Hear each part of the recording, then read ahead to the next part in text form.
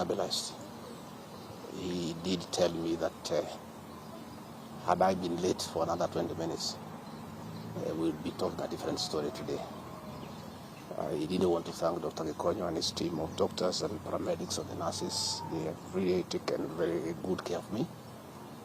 And he would have wanted me to stay a bit longer for further observation. But I've requested that he allows me to go home. And he thinks I'm quite stable to go home where he can look after me when from home.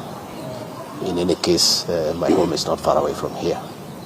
And if there is any problem, I should be able to get back here. But as we speak, I'm okay. A little bit weak, but I feel better. The pain, the intense pain has gone away.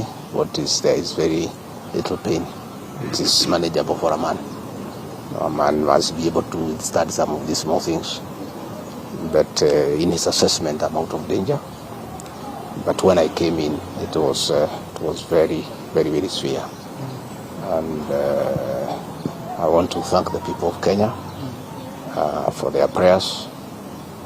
And I'm sorry many came to see me. I was not able to see them. The doctor could not allow them because I needed a lot of rest. And I was under very serious observation by a team of doctors and nurses. And therefore I was not able to receive visitors. And I want to thank those who took their time to come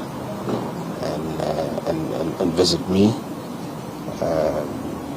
Millions of Kenyans who have been praying for me for my quick recovery. I really want to thank them and to say that I will remain forever indebted to them for their concern, for their love, and for wishing me quick recovery.